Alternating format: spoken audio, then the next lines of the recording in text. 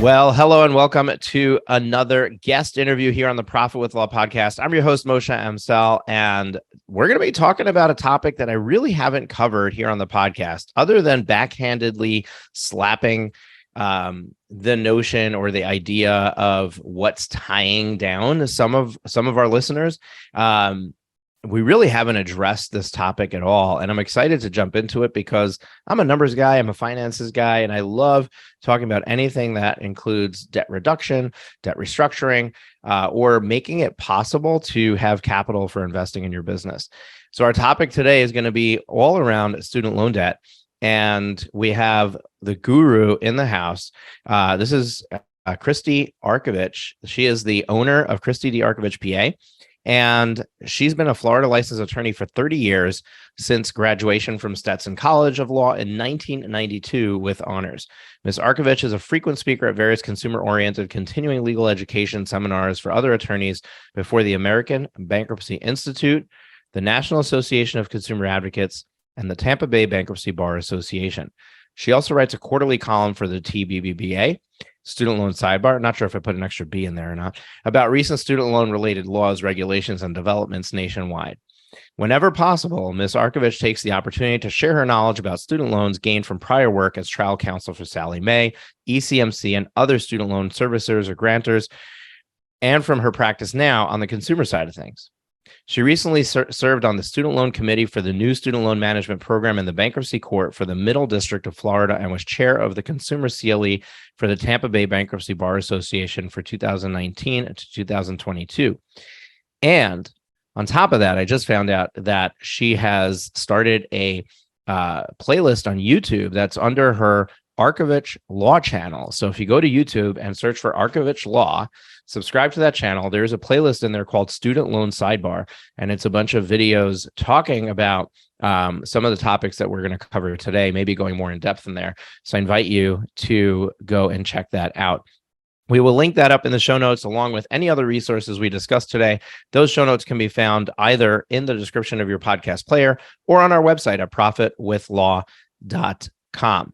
Speaking of YouTube, we recently launched our own YouTube channel, and I invite you to go and subscribe there.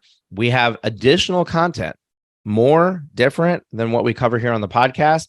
And some of it, I flew down to Miami, Florida, and met with a production company, and we recorded video for 2 days straight and produced 46 videos out of that. We're releasing one a week over the course of the year. So it's going to be really good stuff, curated some of our best content for you. And I invite you to go and subscribe to our YouTube channel, the Profit with Law YouTube channel. Again, that will be linked in the show notes. That was a mouthful. So, Christie, welcome to the show. Thank you. I'll be short. All right. So when we start, what I like to do with my guests is, our listeners may not have heard of you. They may not know who you are, or they may know you very well. Give us the synopsis, not the script that I just read, but give us the story of how you ended up where you are today, and you know what excites you about the work that you're doing right now. Okay, sure. Well, I first started out actually working for the other side. And back when I was a baby lawyer, one of my first clients was, I think it was Sallie Mae or USA Funds. And then it later became ECMC and some of the other servicers. And so we ran around the state of Florida. I was trying different cases for Miami, Tampa, Jacksonville, Orlando, and did a couple appeals with those. And I realized how hard it was for someone to get out of their student loans. Back then, it was extremely difficult, and it still is, but there's a lot of things going on in the past 2 years that a lot of listeners don't know yet about. So I think that could be helpful. But why I switched sides, we always had a bankruptcy practice alongside, and we constantly ran into student loan issues. And most attorneys, back when I first started doing this a decade or more ago, they pretty much said there wasn't anything you could do about student loans. They never talked about it. People would file bankruptcy. They wouldn't realize they still owed their student loans after the case was discharged. And it became just a snowballing effect with that debt. And at the same time, cost of tuition went up. You know, back in the 90s, 2000s, we had these schools charging 10 times what they used to charge back when I went to school in the early 90s. And people started graduating with, instead of a 1-to-1 ratio, you know, when I graduated law school, I think I owed 45,000 on my first job, paid 40,000. So it was basically a 1-to-1 ratio. Now I see grads with 8-to-1 ratios, for instance. And that's a debt that isn't easy to repay. You also have folks that maybe graduated during a recession, during the foreclosure crisis. And if you throw in years of forbearance, which is what we saw, you'd had a debt that might have started out to be 20, 30, 40, 50, 70,000. Now it's in the hundreds, and it keeps people from moving on with their life.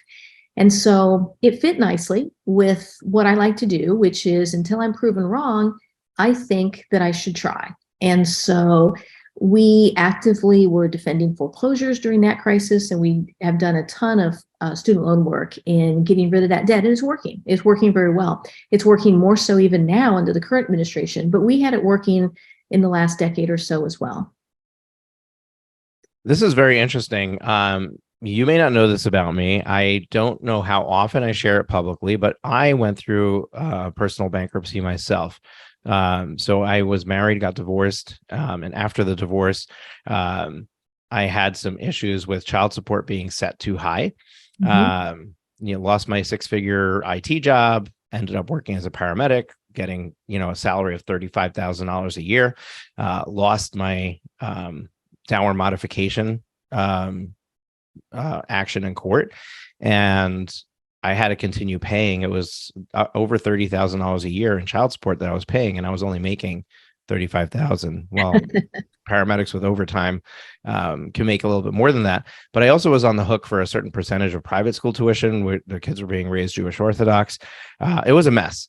And I basically lived off of credit cards and just continued to live off of debt as the American consumer can when situations like that happen, until I ran out of credit and ran out of the ability to pay to make minimum payments on those cards, and ultimately ended up going through a Chapter 7 bankruptcy. And it's very interesting because my attorney did talk about student loan debt and let me know that it's not forgivable and we have to exclude it from the bankruptcy. And I still actually am carrying some of those loans today. So, and it's been, what is it? It's 15 years since, since I went through that bankruptcy. So it's wild. Well, some of it was accrued after. So I went and got my MBA after I went through the bankruptcy, but some of it was my undergrad, which was before. And it's just wild to think, when you're in your introduction and you're saying, yeah, that, there are ways out of it. Well, tell me more. Well, one thing you raised when you said private school tuition and the fact that you'd filed a bankruptcy before, one of the unique things that we are doing and have been doing for a little while now is, I don't know if you realize this, but in 2005 and 6, the bankruptcy code was amended. And it basically brought private loans into a non-dischargeable status, much like federal loans. So people who couldn't get out of student loan debt. So what did the marketplace do? A bunch of lenders out there thought, well, I'd like to lend money. I don't care what the money's used for. Let's go ahead and let that person buy a car, go on vacation, pay other debt, whatever. We don't care. But we want to call it a student loan because if we do, it's non-dischargeable in a bankruptcy. So we have a lot of what I call non-qualified education loans. They're basically things that the other side is calling a student loan, but they're not. They're beyond the cost of attendance. Maybe they went to an ineligible school, a vocational school, a helicopter school. We see a lot of that. We can get rid of that in bankruptcy. And in fact, if we run across that, we often take a little bit more of an aggressive stance, and we argue that any collection efforts after the bankruptcy is in violation of certain collection laws that allow us to get damages and perhaps a refund of monies that were spent post-bankruptcy to what would be a non-educational loan, because it was never used to actually pay the cost of education. It wasn't school certified. It was basically checks that people got while they went to school that they used to pay whatever, whenever. And that should be something that's subject to bankruptcy, just like a credit card. So we're doing those private student loan discharges. We, I don't know if you knew this, but down in the Mediterranean, or not Mediterranean, Caribbean, you've got about 50 different medical schools. Most of them are ineligible for federal financing, which means people take either private loans or they fund it through family money. Well, most of those private loans we can get rid of. And that's something that's not shared widespread. So that's something you can do with private loans. And with federal loans, you hear about the Biden administration, the new Secretary of Education. There's lots of stuff going on there. And we can get more into that, whatever you like. Yeah, so there's actually two approaches I want to take to this conversation. I don't want to focus necessarily on somebody who can't make the payments. I think that most of our listeners are probably paying on their debt. Okay. So I want to take a two-pronged approach. Number one, for our listeners that are currently carrying student loan debt, which may be a lot of them, I want to talk about, are there strategies or options for them to be able to reduce or get out of the debt that they have without going through a bankruptcy, because they may be okay in their financial standing, but they're making these massive payments. They're basically carrying a mortgage, right? Like that's what I hear from a lot of people, is like that, my student loan debt is a mortgage. The second route is for our attorneys who are serving people who carry student loan debt. So our bankruptcy attorneys, our estate planning attorneys, any other practice area that we can think of, family law, where student loans are an issue. Are there opportunities for them that they are missing by ignoring the student loans, as opposed to leaning into it and helping their clients, maybe in the way that you are, or maybe in other ways? So those are the two directions I want to take our conversations. Let's focus on our audience first, and let's just talk about, are there options? What can they do with their debt, restructuring their debt, getting out of their debt, assuming that they're current on their payments? Sure. Many of our clients are actually attorneys. Not all, of course. We have a wide variety. But we've done seminars for the Florida Bar and the ABI that a good majority of the attendees were attorneys. And then a lot of our clients are attorneys as well. And so many of them are actually paying their student loan debt. Where we run into the problem is, like you mentioned, the student loan debt is huge. It takes too much of their income, and it keeps them from doing other things with their life that they might want to do, starting a business and all that. So rather than go through the problems, the solutions that we're seeing out there right now, because we hear a lot about the problems, just, open any newspaper. We don't really have newspapers anymore, but watch any newscast and you know all about that. The solutions are, first of all, public service is now working. So if anyone out there has ever worked public service, if you have been denied forgiveness because you had the wrong loan type, you're in the wrong loan program, a number of different reasons like that, that's been fixed now. But we need to change your older FFEL, F-F-E-L, it stands for Federal Family Education Loans. We need to change them to be a newer direct loan to make them eligible for some of the new stuff that's out there. One of the new things that I did want to bring attention to for everyone listening today is there's an IDR waiver program. Now, it doesn't have a flashy name. Most people don't even really know what it is. But basically, we've had clients who have been in forbearance for years. Forbearance is where you call your servicer. You say, hey, I'm having a hard time making my payment. What can I do? Instead of directing you towards the public service program, disability, or perhaps income driven, they'll instead just offer a quick forbearance, no paperwork needed. You can do it on the phone. It's super fast. Everybody loved it. Problem is the balance keeps getting bigger. It snowballs. And so those forbearances, the extended ones, will now be counted towards an income driven plan because they probably should have counted back in the day, but they were never ever discussed. And so the IDR waiver program allows anyone with a direct loan to now get a one-time account adjustment so that if they have been paying on the loan for 20 or 25 years in whatever program they might have been in, including extended forbearances that maybe they shouldn't have been on, they're going to get credit for that time now. And their loan may be completely wiped out. And that's after making payments for 20 or 25 years. Or they may have a small residual amount left. That's huge. And we see a lot of older folks out there with the FFEL loans, FFEL loans, that won't qualify automatically. So what everyone needs to do is go on studentaid.gov, look and see what you've got. If you've got any FFEL loans, then maybe reach out to someone like myself. Make sure that you do what you need to do to get them consolidated to make sure that you're eligible for this program, because it could mean, tens of thousands of dollars taken off your loan and maybe the loans are gone. Public service is working now. They're counting those payments. As long as you have a direct loan, they're now counting it. Let's say the payment was less than what it needed to be by just a few dollars or even a few cents. It wouldn't count. Well, now it does.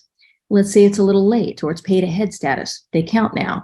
Let's say it's the wrong payment plan. You're on extended or some other type of fixed arrangement instead of an income-driven plan. Well, they count now too. There's all kinds of payments that were made that were not eligible for public service. Now they're eligible. So I don't want folks to give up on that. We had an attorney, I think it was last month or so, that I talked with, and he works in private practice now.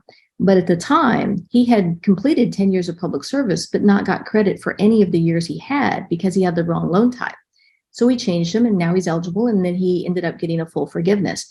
He made, $200,000-300,000 at his current job, but he was entitled to forgiveness based on the prior public service that was previously denied. So that's going on out there. So what you hear in the news is this $10,000 forgiveness. That's a drop in the bucket. What we're doing is really getting rid of usually hundreds of thousands. The 10,000 is nice, but it is under appeal. We don't know if it's going to go through. Probably it won't, actually, but it's just a small part of what's going on right now. And I know there's a lot of people who may not believe in some of the forgiveness, but what the programs, the fixes, other than the 10,000, what these different fixes are designed to do is eliminate a problem that has existed for probably a very long time. Like I mentioned, public service, 1% of those who filed applications would actually get them approved. That's abysmal. It's just ludicrous that that was allowed to happen. The same thing with forbearances. You would have people on a 10-year forbearance. What good is that? That's not really helping anyone. So these things are designed to fix some problems that we've had. Yeah, and I'm, it's interesting. It's tough for somebody who's in the camp of having student loans to be against student loan forgiveness. I'm not a fan of just blanket forgiveness, but I do think that there should be a way to come back and say, hey, income driven, or low income, maybe we make payments for you kind of thing. Or the public service where you said like 1% of those applications are being approved. People are working in public service in order to get that loan forgiven. Right? They're making that decision, and now they've given 10 years of their life, and you're going to make it difficult for them to get that, to get that approved. Definitely, that's something that should be fought and should be won. So I'm glad that you're doing that work.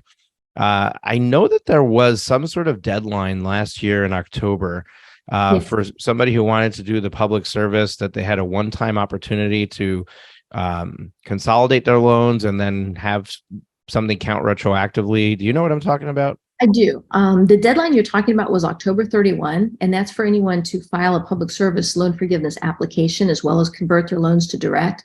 In a way, this IDR waiver program that I'm talking about offers a backdoor to do that. You can still consolidate your FFEL loans to direct, and they will be eligible. What has expired under that October 31 deadline was anyone who is no longer working public service. They, for instance, like let's say someone worked public service in the 90s or 2000s, and they were a few months shy of the 10 years. They would have to go back and complete that few months in order to get the discharge because that portion has expired. But anyone who's still working public service, they can backdoor through the IDR waiver, convert their loans to direct, get credit for all that time. And they are, of course, they're eligible for public service because they're still working public service. So once they complete 120 payments, which is 10 years, it is discharged. So that deadline was only for those who are no longer working public service. But we have clients who, if you're faced with 200,000 and you only have a few months left, you might take a sabbatical from your position, go somewhere else, complete those few months, and or do whatever it is to get that discharge. So there is ways to still get around that. The IDR waiver program that I was emphasizing to you, that expired May 1. They've just announced that it will be moved until the end of the year.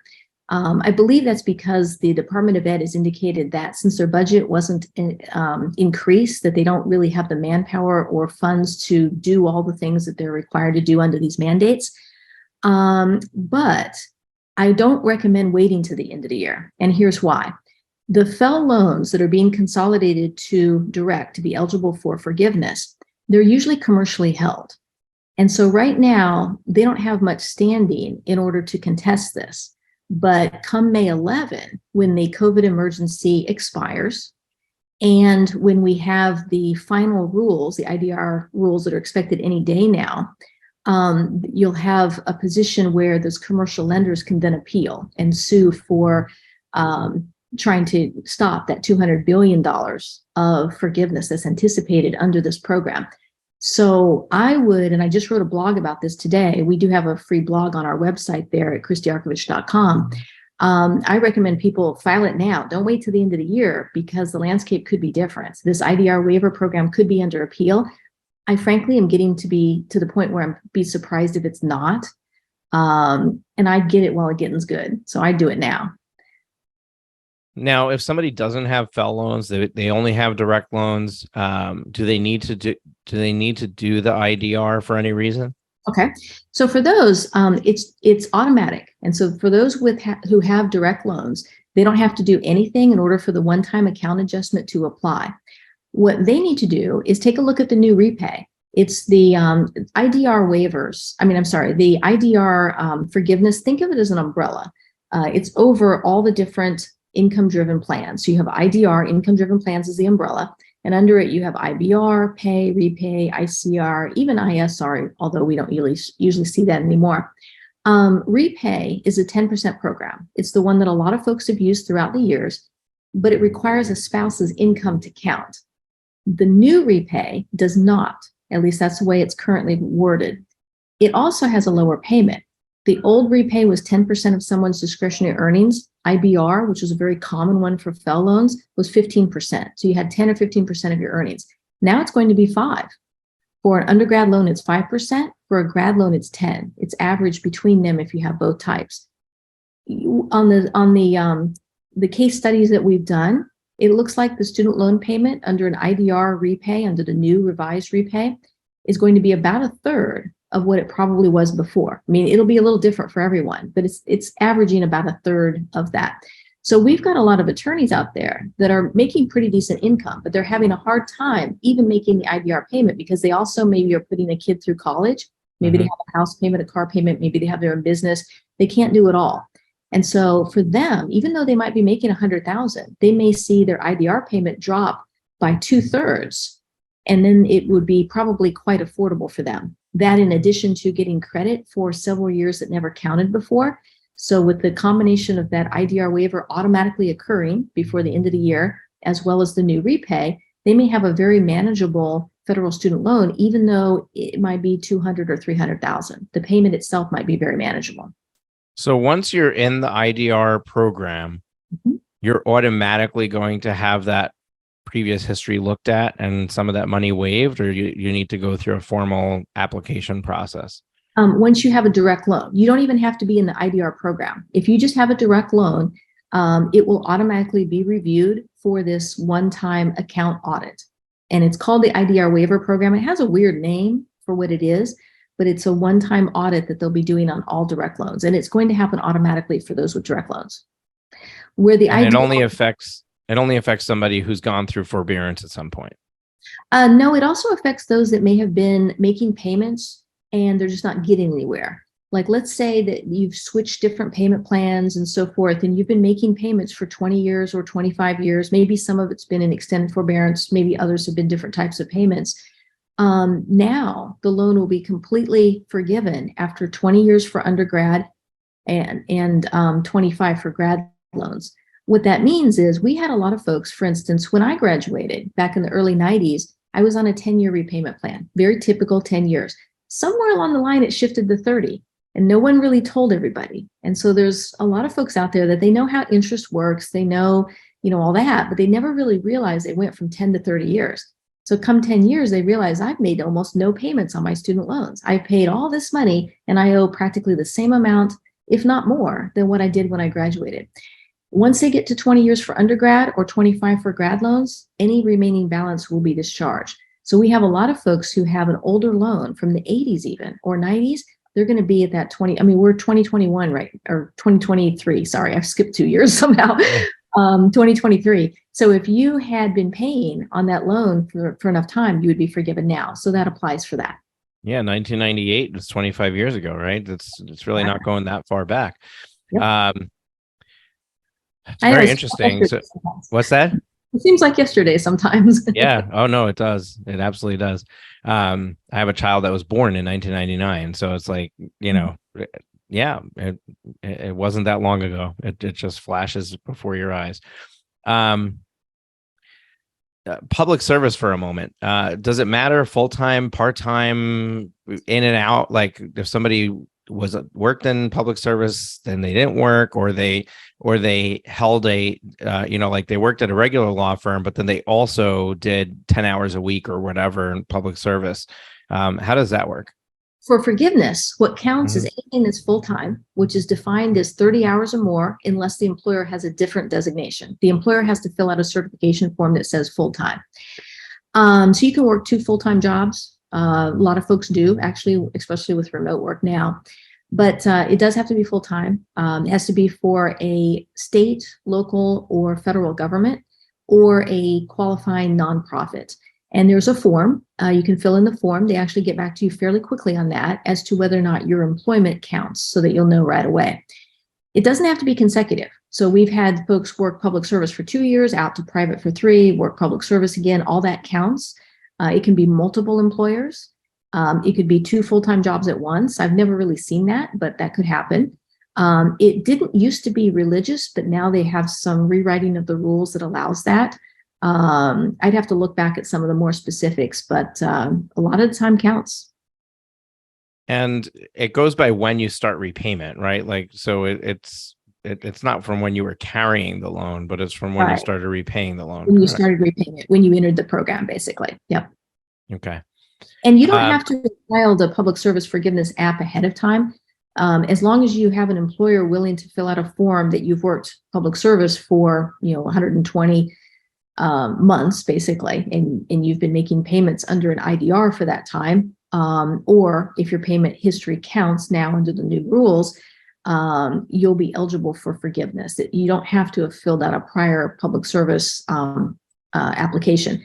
That being said, it's usually a good opportunity to do so, because the application itself has the employer certification. You get back a nice letter that says, oh, here's how many payments I have so far. Here's how many payments I have to go. You find out that your loans are qualified. I always think that's a good idea, particularly for those people who don't know a lot about their loans. They need to know ahead of time, is this going to happen for me or is it not? If it's not, I need to fix it, or I need to do something different. yeah, very interesting. And it's also interesting that it goes by the employer designation, because what if you're part-time, but you work full-time hours? If they're not calling it full-time, it won't count.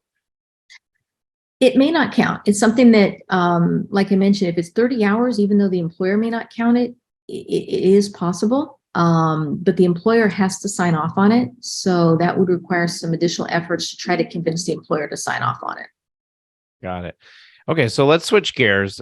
We focused a lot on our audience getting their student loans lowered, reduced, and we're now moving into, okay, so what if we have clients that are carrying student loan debt? Is there an opportunity for us to provide services to that client above and beyond what we're already doing to help them with that student loan debt? Sure. A couple of things we haven't talked about are settling private student loans. So private loans are not eligible for any of this government federal stuff we've been talking about. What we usually do for those is we look at how collectible they are, some other issues with standing, perhaps the statute of limitations and things. But if we settle a private student loan, doing so before the end of 2025 makes it tax-free. And so that's pretty worthwhile, because if we settle for 30 cents on the dollar, they don't get a tax bill for the other 70% if the payments and settlement occur before the end of 2025. So that's where we're focused some of our efforts in this upcoming couple of years, is to try to get as many people under that as we can. Other things with loans is that the bankruptcy aspect has just changed. We've always had this test called the Bruner test. It's a very difficult 3-pronged test that says, what someone needs to show for an undue hardship to discharge a federal or even a private student loan. We've taken that approach of it being a non-education loan for private loans, but what do you do with federal loans? Well, the Department of Justice has just announced in November that they have a new process whereby someone can file an adversary proceeding in bankruptcy, and they fill out an attestation form. So it's a rather lengthy, it's like 15 pages a form as to what all their problems are. Basically, it's what I like to say it is, and why it is that they are entitled to a discharge. That process is just rolling out now. We've done a couple of webinars for the ABI. I know the Department of Justice has had a couple out there as well. NACPA has as well. And so we expect to see a lot more folks applying for and obtaining a discharge of federal student loans through that new DOJ process. It'll just be rolling out pretty much now. The other things are we aren't allowed to use the FSA username and password of the borrower. In other words, in order to see what someone has, the way to find out is to go on studentaid.gov, which is the federal government site. Someone's credit report, of course, you can get that. But we aren't allowed to use their FSA username and password. So we ask our clients we give them a screenshots as to what to do and how to pull that for us and get that over to us. But we look and see what they have, and then we try to find solutions for that. Do they have a disability perhaps? If they're not able to work a full-time job where they used to, maybe we are eligible for the total and permanent disability program. We have a physician with an occupational medicine specialty that assists us with those applications, and we've been very successful and love those. So TPD is what that's called. The public service forgiveness, the Repay, the IDR waiver. Those are things that we basically provide advice and help our clients understand that these options are out there.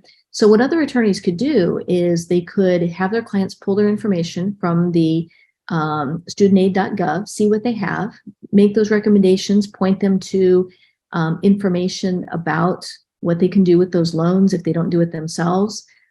We have a bunch of free information through our blog on our website, through our YouTube channel, Student Loan Sidebar. And we write it from an advocacy point of view. So in other words, here's what you can do, how you can do it, what it looks like, how long it takes.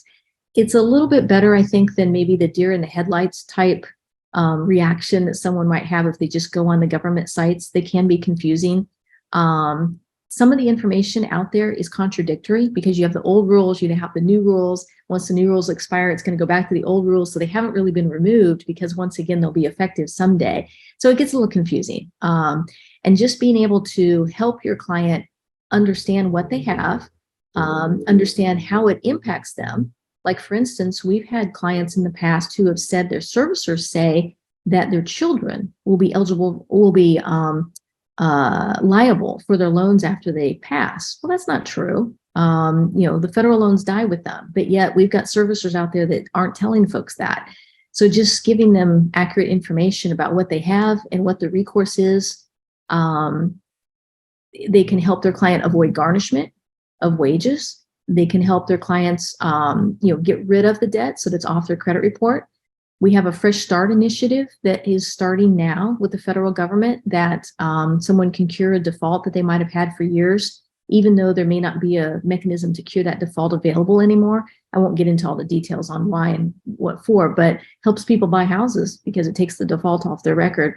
And then lastly, settling those private loans. And when somebody settles, does that go negatively against them in the on their credit report? It's both good and bad. It is a settlement, so of course it has a negative connotation, just like any settlement would. But it also removes the debt from their credit report, so it increases their loan to debt ratio. So it's both good and bad, I believe. Have you ever encountered a lender that was willing to do a settlement with delete? That can commonly be done with credit card companies where you're like, okay, we'll settle for this amount, but the condition of the settlement is that you're going to delete the reporting completely. If we can point out that there was an error. So in other words, if it was reported after a bankruptcy perhaps and it shouldn't have been, or if there was an error in calculations, there are times that we have a settlement where the original debt is still listed, and so that is an FCRA claim, usually a lawsuit that we'll bring. And so, yes, if there's an error or it shouldn't have been on there, if it is correctly reported and it was delinquent and then settled, there's probably nothing we can do to get that off if the creditor wants to keep it on there. It would be accurate. Okay. I don't know if there's any questions I didn't ask you. We're running out of time. I'm going to close out the show, but is there something that we should have discussed that we didn't? Let me think. We've got public service. We've covered quite a bit. I mean, we did quite a bit. I would just encourage anyone to check out our YouTube channel. We do hopefully post regular updates on that. There's different things that come out every day, every week, every month on these things. And so what might have been true 6 months ago, it may be entirely different now. And Right. so don't just assume that nothing can be done. I've always said that. And now more than ever is the time to address student loans, because we don't know what the next administration might be. It may reverse some of the things that have been happened so far. And if we can get a discharge now, that will remain. Whereas if we have a pending application or one hasn't been filed yet, that relief won't happen. So, food for thought. Yeah. But thank you for the opportunity. I did want to get out to your listeners because a lot of folks, they don't think anything can be done when in reality they can. If folks just want to check out our reviews, they'll see client after client talking about their debt is no longer there. They're able to do this, that, and the other thing. And it's real. Yeah, and it makes a difference for our listener base because as owners of law firms, one of the main things that we have challenges within the business is cash flow and access to capital for growing the business. And part of that is driven by how much of the money do I need to take out of the business to pay for my own personal expenses. A lot of our goals are set based on what is our personal income requirements. So how aggressive we're building the firm, how much cash we're pulling out of the firm, all it backhandedly is directly related to this nut of student loan payment that I'm making. So if I can get a lower payment, if I can eliminate it, that will have a trickle down effect to making things easier on the business side, whether it's giving you more capital to put back into the business, or whether it's just relieving the stress of how much income you need from the business in order to live your life. So definitely very relevant to our business owners. I'd like to close out the show with two things. Number one, what is one piece of advice that you want to leave, parting piece of wisdom you want to leave with our audience? And number two, how can they take a next step with you if they want to learn more? Okay. First of all, parting advice. Make sure that you know what you have in loans. You take control. Don't trust the servicer to do so, because there's been studies, 62% of them, they end up saying the wrong thing anyway. So you need to know what you have. If it's an income-driven plan, for instance, you can control the type of income that hits your tax return through retirement benefits and other things, how you file your taxes. As long as you know what you have, you take control, you create a plan of how to deal with your debt. And how to reach us, ChristieArkovich.com. You can also Google Arkovich Law. Our office number is 813-258-2808. We have a process. We set up a consultation. It's an hour-long conversation with an attorney. We do charge for that. It's fairly small compared to what the overall debt is. And we can give those solutions. Our clients can then do it themselves. They can hire us to do whatever it is. And if there's nothing to be done, there are times that we don't even charge for that if it only took 5 or 10 minutes, just to give our client peace of mind that they've done everything that they can do. I love it. And we're going to link all that information up in the show notes. As mentioned at the beginning of the episode, folks, we're here every single week bringing you amazing guests just like Christie. This is a great conversation, and I'm excited for what's coming down the road, what's going to be next week, the week after. So if you're not subscribed to the channel, make sure to hit that subscribe button so that you get notified when we release our next episode. And as mentioned at the beginning of the show, we have our YouTube channel now. Go check it out, Profit with Law on YouTube. We'd love to have you as a subscriber. Different content being released on the different mediums.